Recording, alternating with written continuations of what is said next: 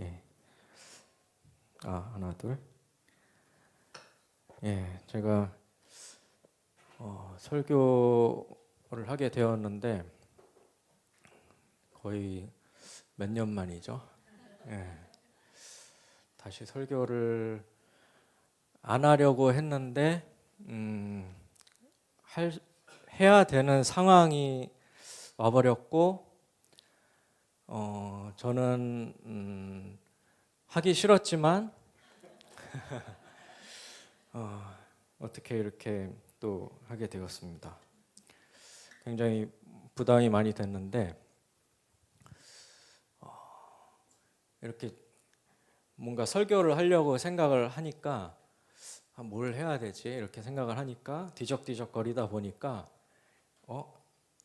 작은 떡 5개, 물고기 2마리 이렇게 조금 있는 거예요. 요거라도 나눠야 되겠다 하고서 요 작은 요 조촐한 간식을 준비했으니까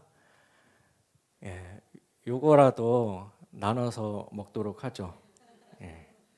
뭐 우리가 뭐 몇천 명 모인 건 아니기 때문에 하나님께서 충분히 우리를 배불려 먹게 하실 줄 믿습니다. 제가 그 복음중심교회 사역을 내려놓고서 금속 인테리어 일을 한 2년 정도 했어요. 어떤 거냐면 이제 이런 실내 인테리어를 하는데 이제 목수는 나무를 가지고 인테리어를 하는 거고 금속 인테리어는 금속이 들어가는 모든 부분을 이렇게 인테리어 하는 거예요. 근데 인테리어가 이제 말은 멋있어 보이지만 사실 우리는 그냥 노가다꾼이다라고 이렇게 생각을 했어요. 그냥 그 공사판에서 그냥 막노동하는 그런 거예요. 별 그 큰 기술은 없습니다. 그렇게 노동을 했는데 이제 보통 이제 공장에서 물건을 이제 준비해서 이제 현장으로 트럭을 타고 가요. 물건을 이제 트럭에 싣고 1톤 트럭을 타고 가는데 주로 이제 서울이나 이제 경기도권에 이제 현장이 많거든요. 그래서 어느 날 이제 그 트럭을 타고 이제 현장으로 가는 상황이었어요. 근데 이제 사장님은 먼저 현장에 가 있고 저랑 같이 일하는 동료 형이랑 저랑 이제 둘이서 같이 1톤 트럭을 타고 가는 거죠. 형이 운전을 하고 있었고 저는 옆에 타고 가고 있었어요. 근데 이제 시간 내에 현장에 가야 되는데 길이 엄청 막히는 거예요. 그날따라. 왜 이렇게 막힐까? 오늘따라 이상하게 막히네. 여기가 이렇게 막히는 길은 아닌데 하고 이렇게 생각을 하고 가고 있는데 이렇게 가다 보니까 왜 막히는지 이유가 이제 드러난 거예요. 저 앞에 보니까 어떤 트럭에 있는 그 합판이, 그러니까 인테리어에 쓰는 그런 합판이죠. 트럭 한가득 합판이 실려 있는데 그게 길가에 다 쏟아져 있는 거예요. 3차선 길에 2차선이 합판으로 다 이렇게 쏟아져서 막혀 있었어요. 그럼 이제 차들은 이제 그 옆에 3차선으로 피해서 다 가고 있었던 거죠. 어떤 차들은 막 빵빵 거리면서 가기도 하고 그렇게 가고 있었어요. 저는 어떤 마음이었냐면은 이거 현장에 빨리 가야 되는데 이거 시간도 늦었는데 이거 짜증난다. 왜 이렇게 됐을까? 이렇게 마음을 품고 있었거든요. 근데 그 가까이 가서 그 운전하던 형이 그 트럭 뒤에 딱 차를 세우더니 우리 막노동꾼이 이런 거 그냥 못 지나치지 하면서 딱 내리는 거예요. 저는 좀 당황했죠. 뭐 하는 거지? 하고서 저도 그냥 따라 내렸어요. 그러더니 그 형이 그 합판을 이제 그 트럭 기사랑 같이 이렇게 올리기 시작하는 거예요. 그 합판 양이 굉장히 많았어요. 그 합판 기사가 그 트럭 기사가 땀을 뻘뻘 흘리면서 혼자서 이거를 낑낑대면서 올리고 있었거든요. 그 트럭 기사 혼자서 그 일을 했으면은 분명히 한 반나절은 걸렸을 일이에요. 그때가 이제 한 뭐 8시 좀 넘어서였는데 그 기사는 분명히 그거를 현장에 오전에 갖다 줬어야 했을 거고, 근데 그렇게 일이 벌어졌고 혼자서 올렸으면은 분명히 이제 오전 공사가 날아가는 상황이었겠죠. 근데 그 형이 이제 합판을 이제 같이 나르기 시작하니까 저도 옆에서 가만히 있을 수 없으니까 같이 도왔죠. 열심히 날랐어요. 근데 이제 현장 일 하는 사람들이니까 또 이게 현장에서도 합판 많이 사용하니까 이게 또 쉽게 좀 수월하게 올리죠. 그래서 빨리 해가지고 30분 내에 그걸 다 올렸어요. 그 세 명이서 다 해가지고. 그래가지고 그 형이 탁탁 손을 털면서 아, 수고하세요 하고서 바로 가는 거예요. 예, 멋있죠. 그 형이 옳은 일을 한 걸까요? 제가 옳은 일을 한 걸까요? 그 형은 어떤 마음으로 그 일을 했을까? 나는 거기서 이렇게 짜증을 내고 빨리 현장에 가야 되는데 그 생각을 하고 있었는데 그 형은 그거를 어떻게 도와줄 생각을 했을까? 그 형이 옳은 일을 한 거잖아요. 저는 굉장히 이기적인 생각을 한 거고. 그때 일이 잊혀지지가 않아요. 그때 일이 지금까지 계속 이제 마음에 남아 있거든요. 근데 오늘 그 본문에도 그 비슷한 이제 상황이 있더라고요. 생각해 보니까 오늘 본문도 안 읽었는데 오늘 본문은 누가복음 10장 25절에서 37절 말씀입니다. 함께 읽으실 수 있으면은 함께 돌아가면서 교독해서 읽겠습니다. 누가복음 10장 25절에서 37절까지 말씀. 한 절씩 돌아가면서 읽어볼게요. 어떤 율법 교사가 일어나 예수를 시험하여 이르되 선생님 내가 무엇을 하여야 영생을 얻으리이까?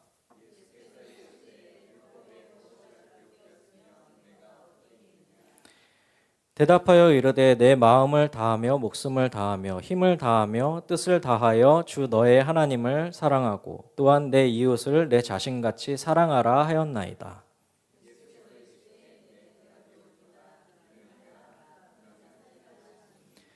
그 사람이 자기를 옳게 보이려고 예수께 여짜오되 그러면 내 이웃이 누구니이까?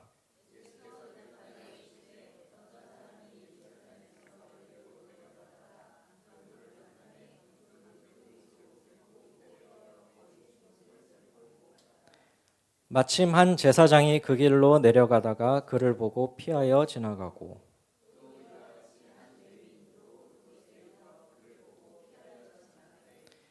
어떤 사마리아 사람은 여행하는 중 거기 이르러 그를 보고 불쌍히 여겨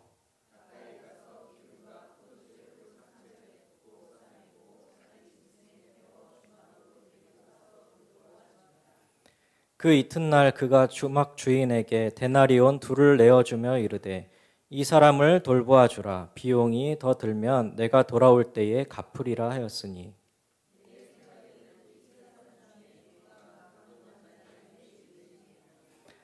이르되 자비를 베푼 자니이다. 예수께서 이르시되 가서 너도 이와 같이 하라 하시니라.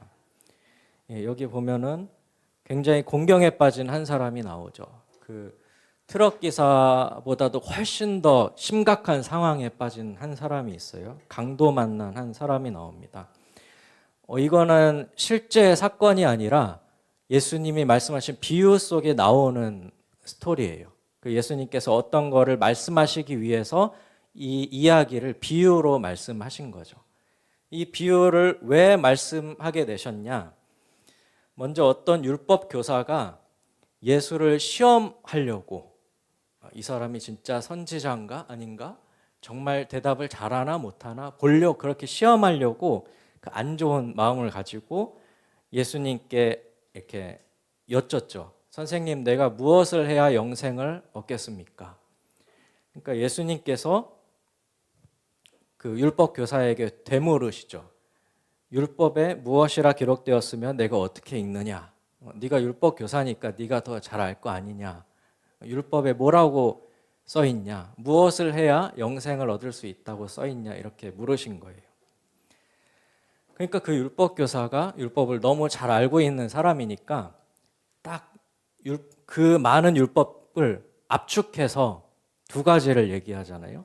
첫째, 내 마음을 다하며 목숨을 다하며 힘을 다하여 뜻을 다하여 주 너의 하나님을 사랑하라. 두 번째, 내 이웃을 내 자신같이 사랑하라. 이 두 가지가 율법입니다. 이렇게 하여야 영생을 얻습니다라고 아주 정확하게 대답을 한 거죠. 이 율법이 그 유대인들이 항상 마음에 품고 있는 그 율법이에요. 그 신명기 6장에 나오는 말씀이잖아요. 쉐마 이스라엘. 우리 대안학교에서도 항상 쉐마 교육 한다 그러잖아요. 이게 그 유대인들이 항상 가르치는 그 제일 첫 번째 되는 그 율법이었어요. 유대인들 집에 가면은 그 문 위에 이 구절이 다 써 있는 거예요. 쉐마 이스라엘, 들으라 이스라엘, 하나님은 한 분이시니 내 마음을 다하며 목숨을 다하여 힘을 다하여 뜻을 다하여 주 너의 하나님을 사랑하라. 이거는 항상 외우고 마음에 품고 그렇게 살아가는 율법이었어요. 그리고 내 이웃을 내 자신같이 사랑하라. 이거는 레위기 19장에 나오죠. 그래서 이 율법 교사가 이 두 가지가 바로 율법 중에 가장 중요한 것이고 이것이 영생을 얻는 길입니다라고 스스로 대답을 했어요. 그러니까 예수님께서 맞다, 네 대답이 맞다. 그러면은 그 율법을 행해라. 그러면 네가 살 것이다라고 말씀을 하셨어요.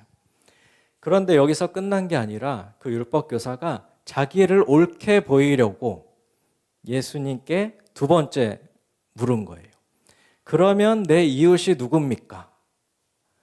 이 율법 교사가 기세가 등등한 거죠. 자기가 이제 영생을 얻는 거를 자기 스스로 입으로 얘기를 했어요. 정답을 맞췄죠. 자기가 이 율법 잘 안다.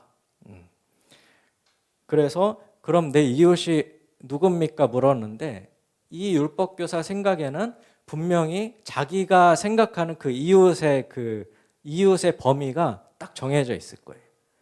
그리고 분명히 그 이웃에게 율법대로 행했다고 생각을 했을 거예요. 그러니까 자기가 자기를 옳게 보이려고 그러면 이웃이 누구다 말하면 내가 그 이웃에게 이렇게 행했습니다라고 자랑하기 위해서 내 이웃이 누굽니까? 라고 물었던 거예요. 그때 예수님께서 비유로 이제 말씀을 하시는 거예요. 이 비유는 이제 선한 사마리아인의 비유라고 많이 알려져 있어요. 자, 이 이야기는 이렇습니다. 어떤 사람이 예루살렘에서 여리고로 내려가다가 강도를 만나게 돼요. 거의 강도에게 맞고 옷도 찢김 당하고 옷도 다 벗겨지고 그래서 피를 흘리면서 거의 이제 죽어가는 상태로 이제 땅에 쓰러져 있었어요. 그런데 그 예루살렘은 그 굉장히 해발 고도가 높은 곳이고 여리고는 굉장히 낮은 곳이거든요. 그래서 이렇게 예루살렘에서 여리고로 이렇게 계속 내려가는 길이에요. 근데 이 골짜기도 있고 이제 광야길이고 굉장히 험한 길이라서 여기에 옛날부터 강도들이 굉장히 많았다고 해요. 강도들이 숨어 있다가 어떤 한 사람을 이제 덮친 거죠. 그래서 거의 이제 죽은 것을 강도들이 이제 버리고 갔어요. 그런데 마침 어떤 한 제사장이 그 길로 또 내려가고 있었던 거예요. 왜 내려가고 있었을까? 예루살렘에서 이제 여리고로 내려가는 길이니까 아마 예배를 마치고 집에 돌아가는 길이 아니었을까? 그렇게 생각을 해볼 수 있어요. 그 제사장이 예배를 드리고 이제 여리고로 내려가다가 그 강도 만난 사람을 보게 된 거예요. 제사장은 어떤 생각을 했을까요? 그 제사장이 어떤 생각을 했는지 모르겠는데 그 사람은 그냥 보고서 피해서 지나갔어요. 그리고 두 번째로 어떤 한 레위인이 또 그 길을 지나가다가 강도 맞는 사람을 봤는데 이 레위인도 똑같이 그 강도 맞는 사람을 피해서 지나갔어요. 그런데 세 번째로 어떤 사마리아 사람이 여행하던 중에 그 강도 만난 자를 본 거예요. 근데 여기서 사마리아 사람이라는 게 굉장히 중요한 거예요.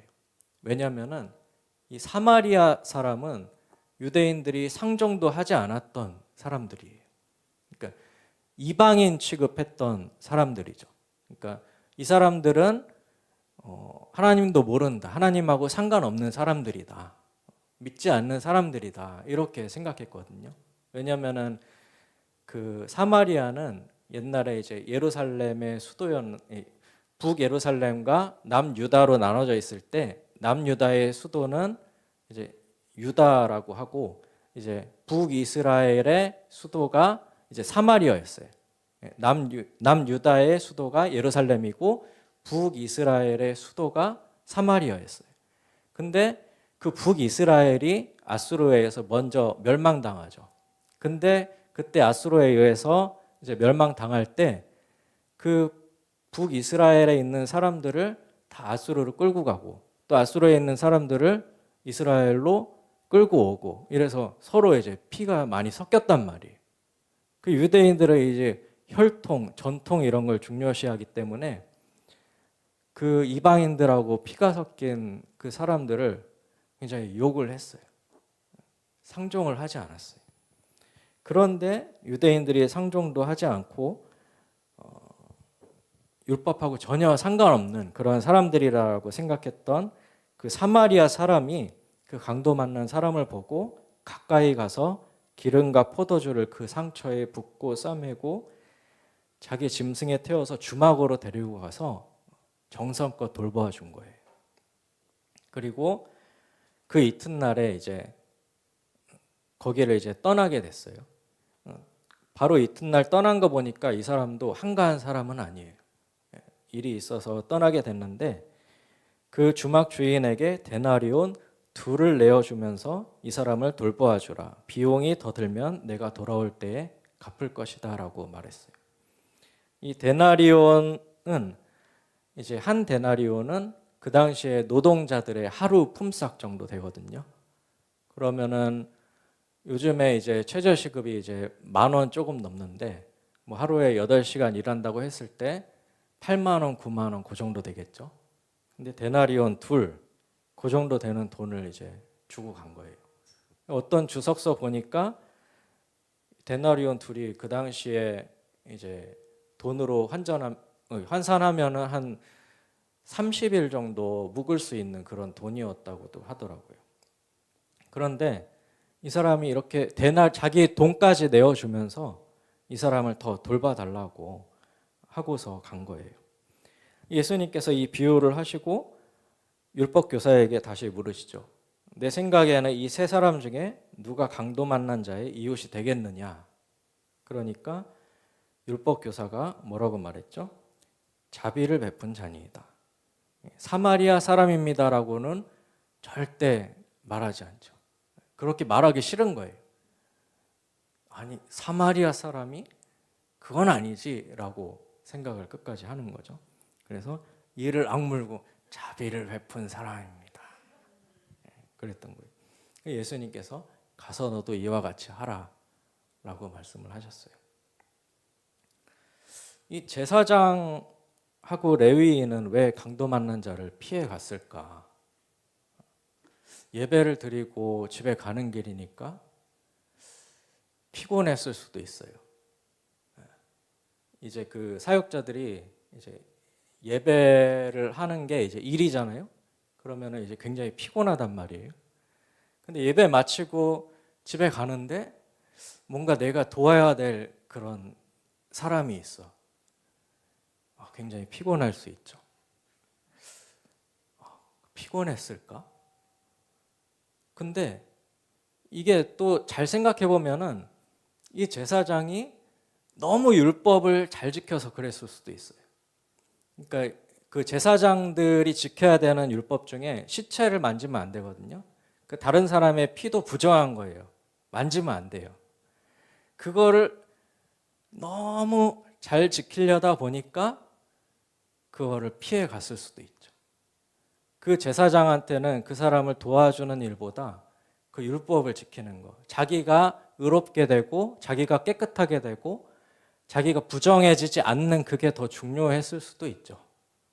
만약에 그걸 도와주다가 그 사람이 그 자리에 죽었어요. 그럼 시체를 만진 거잖아요. 그럼 자기도 부정해지는 거예요. 그러면은 일주일 동안은 이제 예배에 참석을 못하고 격리돼 있어야 돼요. 그래서 너무 율법을 잘 지키려다 보니까 그랬을 수도 있다. 그런 또 생각을 하는 거예요. 이 비유에 나오는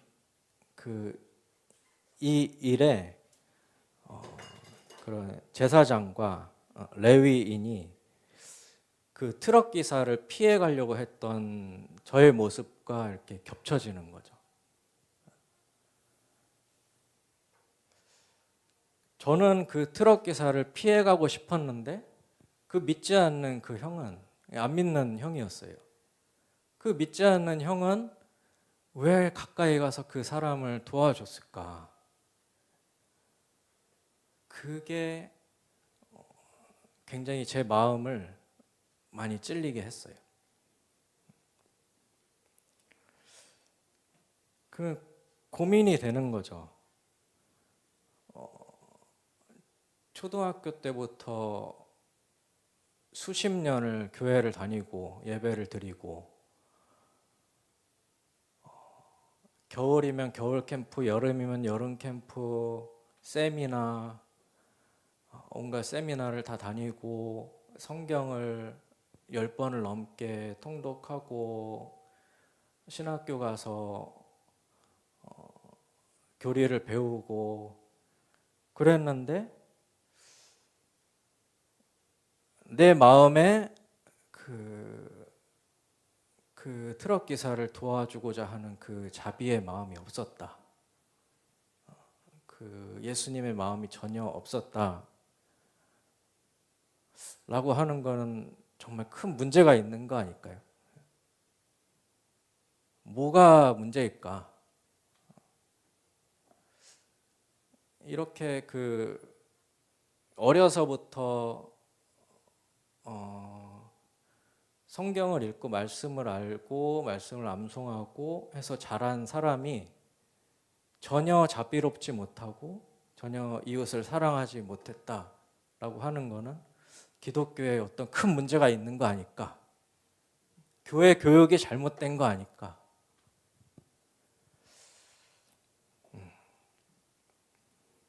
그 유대인들도 그런 착각을 많이 했거든요. 자기들이 선민이다. 자기들만 하나님께서 선택하신 민족이기 때문에 우리는 구원받고 다른 이방인들은 구원받지 못한다. 이방인들을 구원하기 위해서는 이방인이 할례받고 유대인이 돼야 된다. 그렇지 않으면은 이방인들은 그냥 지옥에 가는 거다. 전혀 영생을 얻지 못한다라고 그렇게 생각을 했어요. 그리고 사마리아 사람에게도 그렇게 똑같이 생각을 한 거죠. 사마리아 사람이 무슨 영생이야. 사마리아 사람은 구원받지 못해. 라고 생각을 했는데 오히려 예수님은 비유를 통해서 그 사마리아 사람이 오히려 옳은 일을 했다. 하나님께서 그 말씀하신 그 율법을 오히려 그 사마리아 사람이 행했다. 그렇기 때문에 그 사마리아 사람에게 영생이 있다. 이런 식으로 이제 율법 교사에게 말씀을 하신 거죠. 그 율법 교사가 이 예수님의 이 비유의 말씀을 들으면서 어떻게 했을까? 회개하고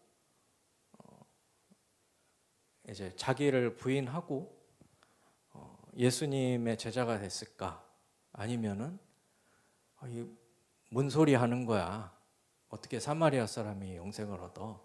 이거 말도 안 되는 비유네? 라고 생각을 했을까요?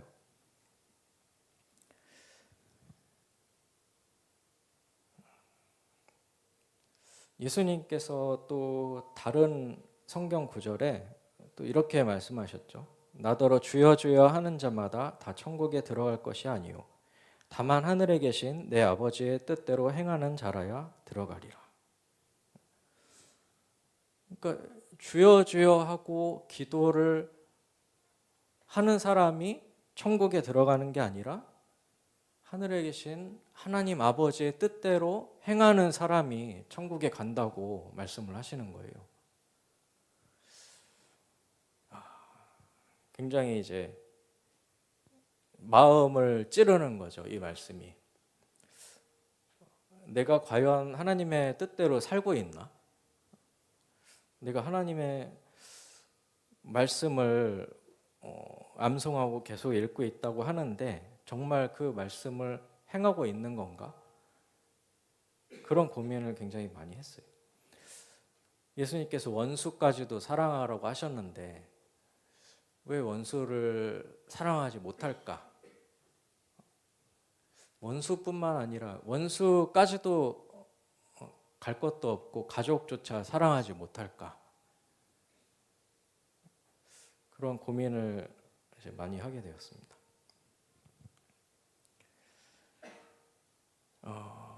그런데 제가 이제 그 날에 이제 그 사건을 통해서 이제 얻게 된 마음과 또 예수님께서 이 비유를 통해서 말씀하시고자 하는 그 이제 포인트가 무엇일까?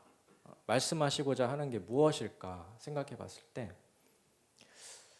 그러면 이게 이렇게 우리를 찔러서 죄책감을 들게 해서 너희는 죄인이다라고 하는 게 목적이셨을까? 아니면은 정말 행함이 중요하기 때문에 행해라 라는데 그 포인트가 있었을까? 근데 만약에 이제 행하는 게 정말 중요한 거라면은 성경에서는 분명히 믿음으로 이제 구원을 받는다고 했는데 그러면은 이제 행하는 사람이 구원을 받는 건가? 선하게 행하고 선을 행하고 이렇게 이웃을 돌보고 사랑하는 사람이 그럼 구원 받는 건가? 또 이런 생각도 드는 거죠. 그런데 이제 제가 스스로 이제 정리하기에는 이거를 행해야지 구원받는다라는 게 아니라 행하지 못하는 내 존재, 내 모습을 보고 내가 그것을 행하지 못하는 존재구나. 내가 이렇게 행하지 못했구나라고 그 말씀 앞에서 내 자아가 부서지고 깨지고 자아가 부인되고 대신에 그 말씀이 나를 이끌어가서 다시금 하나님의 말씀으로 살게 하시는 게 아닐까. 제 스스로는 이제 그렇게 정리가 되는 거죠. 그래서 저는 그 이제 사건을 계속 이제 마음에 품고 있으면서 계속 이제 죄책감이 드는 게 아니라 자유해지는 거죠, 오히려. 계속 내가 부인되어지고 내가 깨어지고 옛 민주는 죽었다. 랑주가 되었지 않습니까? 정말 저는 이 한 사건뿐만이 아니라 사실은 여러 사건이 있는데 그런 사건들을 통해서 내가 부인되어져야 되는구나. 내가 못하는 사람이구나. 내 존재가, 내 꼬라지가 이렇구나. 그래서 나는 하나님의 은혜가 필요하다. 그리고 내가 정말 이런 사건들을 통해서 회개하고 깨닫고 다시 새로운 사람이 된다면 그거는 전적으로 하나님의 은혜다. 그렇게 생각을 하면서 굉장히 자유해지고 또 내가 또 이렇게 실패하고 좀 내가 말씀대로 살지 못하는 일이 있을 때에도 죄책감이 드는 것이 아니라 그 말씀으로 다시 한번 나를 깨트리고 내가 계속해서 이제 깎여지고 부인되어지는 거죠. 그래서 계속 그렇게 한 걸음 한 걸음 나아가면서 조금씩이라도 예수님을 닮아가는 것, 그리고 조금씩이라도 하나님의 나라에 가까워지는 것, 그것이 그리스도인의 삶이 아닐까? 이런 생각을 이제 하는 거죠.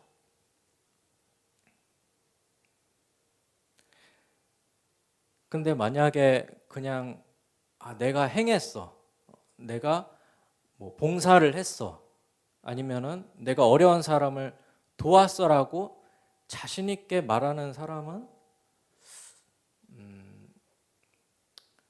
약간 그리스도인들이 그 세상 사람들하고 똑같이 욕심이 있는데 천국 갈 욕심 하나 더 하는 것처럼 약간 그럴 수도 있다는 생각이 드는 거예요. 그러니까 흥부놀부 얘기 아시죠? 거기서 이제 흥부는 그냥 좋은 마음으로 이제 제비 다리를 고쳐줬잖아요. 근데 제비 다리를 고쳐주니까 복을 받네. 그거를 이제 생각한 놀부가 억지로 제비 다리를 부러뜨려서 제비 다리를 고쳐주고 이제 복 받으려고 하잖아요. 근데 이거를 그냥 행위에 초점을 맞추면은 그렇게 될 수 있겠다. 그런 생각도 드는 거죠. 내가 선을 행해서 봉사를 많이 해서 내가 뿌듯한 거죠. 나는 공경당한 사람을 도와줬어. 역시 난 참 그리스도인이야. 그것도 착각일 수 있을 것 같아요. 근데 저는 이제 아까 말했듯이 그런 깨어짐을 통해서 내가 부인되어졌고 또 앞으로도 그런 부인되어지는 어떤 내가 실망스러운 일이 계속해서 있을 테지만 그럴 때마다 그 내 존재를 인정하고 내가 잘못됐다. 내가 이거는 회개해야 된다. 내가 이거는 고쳐야 된다라고 인정을 하고 다시 하나님께 은혜를 구하면서 그렇게 살아가고 있거든요. 그래서 저는 그런 실망스러운 일들이 있어도 자유합니다. 자유하고 이게 그 예수님께서 말씀하신 자기를 부인하고 자기 십자가를 지고 나를 따를 것이다 라고 하는 그런 의미인 것 같아요. 자비를 베풀지 못하는 그 옛 나는 이제 깨어지고 부서지는 거죠.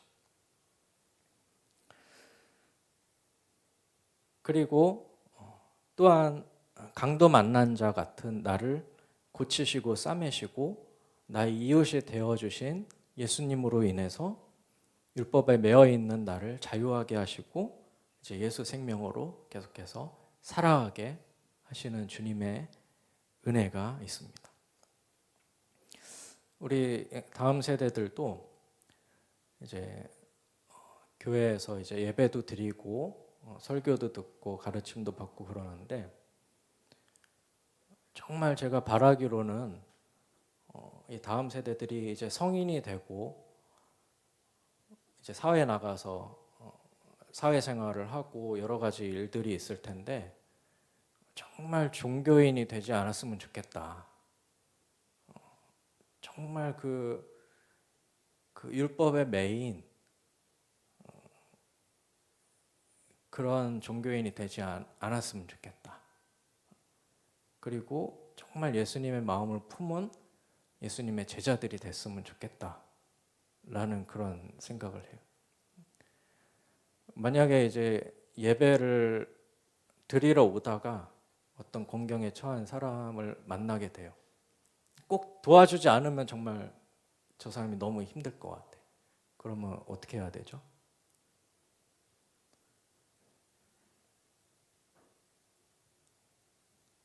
알아서 이제 하시면 됩니다. 정말 공경에 빠진 이들의 이웃이 되었으면 좋겠습니다. 그리고 공경에 빠진 나의 이웃이 되어주신 예수님께 감사하며 그렇게 살아갔으면 좋겠습니다. 함께 이제 찬양하고 기도할 텐데요. 빨리 끝났나요? 앞으로도 설교가 이런 식일 것 같아요. 그래서 저는 설교라고 부르기도 그렇고 그냥 신앙 수다다 그렇게 생각을 했거든요. 계속 설교를 한다고 생각하니까 되게 부담이 많이 돼서 신앙 수다다. 셀 모임에서 나누듯이 그냥 신앙 얘기를 나누는 것이다라고 생각을 하고 이제 좀 준비를 했고, 그래서 일부러 이제 원고를, 예전에는 제가 원고를 이제 한 30분 분량이면 A4 6-7장을 이제 원고로 쓰거든요. 일부러 원고도 안 쓰고 좀 자연스럽게 나누려고 했는데 그것도 참 쉽지 않고, 어쨌든 뭐 이런 식일 것 같으니까 뭐 조용 목사님한테 전화 오면은 못 하는 거고요. 다음 주에 그냥